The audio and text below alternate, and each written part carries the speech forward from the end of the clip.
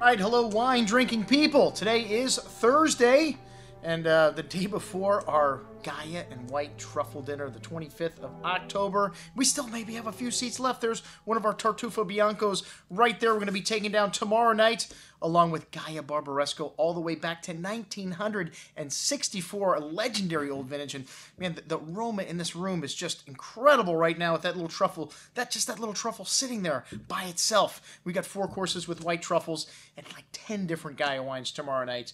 I think we still have a few seats left. And we still have seats left for this tasting going on a week from tomorrow night, a week from Friday. We have got Kobrand, one of the top importers of French Italian wines today. Most people think of Kobrand, they think of France because they own Louis Jadot today. The people that know Kobrand, they know that, they have some pretty important producers from California, Cakebread, St. Francis, Benziger, but a lot of people don't realize that Kobrand is one of the largest importers of Italian wine. And, well, a lot of people know Sassicaia, but they've got some other great brands, and we are going to be showing 4 of them on this evening. And we have got packed vintages, 4 vintages of each of them, some of them going all the way back to 1987. And unfortunately, we'll probably be out of white truffles by then. But hey, we're serving wines from Tuscany for the most part. We've got some of the top super Tuscans. And of course, Sassicaia being the very first. A lot of people think of Tignanello as the first, but Sassicaia's first release was 1968. I know that for a fact because the last time the Nicola Mario and Queso was in town, we had him sign a bottle at the Great Wine Seminar, and I actually know where there is a signed bottle of 1968 Sassicaia for anybody that might be interested. Going to be expensive. The very first bottle of Sassicaia, what do you think that's worth? 4 figures? 5 figures. Collectors willing to pay for such a thing, especially one signed by the Incasa himself. But we're going all the way back to 2004 with Sassicaia. Like I said, the very first Super Tuscan, 85% Cabernet, 15% Cabernet Franc, and the name refers to the place. And, well, when they found the terroir there in the 40s, when the family moved in, they noticed it had this gravelly terroir similar to what they have in Bordeaux. So thus the name, which means stony ground.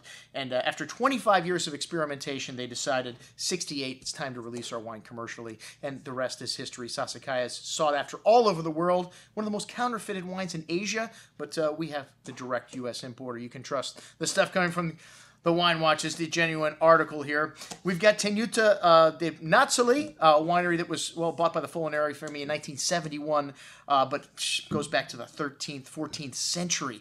This area was known for producing great wines in Greve and Chianti. This is 100% single vineyard Chianti from them, from the Nozzole estate. And, well, 87, I think, is the first vintage. I couldn't find it on Wine Searcher. 88 was the first vintage, but we got 87 vintage. Wow, that's going to be fantastic. 95, a legendary vintage in Tuscany, according to the Gambero Rosso, the Italian wine Bible. And then newer producer, we have Tenuta Sette Ponte. They're a Reno, which is also a Bordeaux-style blend. And this wine is also, well, it's from the Chianti, the heart of the Chianti zone at the end of the Via della Monte, locally known as the Via de Sette Ponte. That's the name of the property. And this wine is a Bordeaux-style blend, mostly Cabernet Sauvignon. First release was 1988. I think the first release of this wine actually was 1989, the second release, and it's named after a small river that runs through the property. We've got that wine going back to 04. And then we have Michele Chiarlo, one of the top producers in the Piedmont, a rather large producer, but they have some great wines like their Cerecchio Barolo. And this cru has been considered one of the Langhe's greatest crus, well, since 1880, the very first book that was written about crus, and also Ratti 61 edition and the Slow Food Gambero Rosso people, let's just say one of the greatest crus. They own about 9 hectares of this vineyard and some incredible wines going all the way back to 1988, the first vintage of this produced. Oh, I'm sorry, we're not going to be drinking it. We're going back to 93 with this. We got like a 4-course meal for $75. This is one of the best values of any events that we have done. We got 16 wines on the table. Check it out on today's email. I'm your host, Andrew Lampasoni, signing off for the Wine Watch, saying remember, always drink the good stuff first.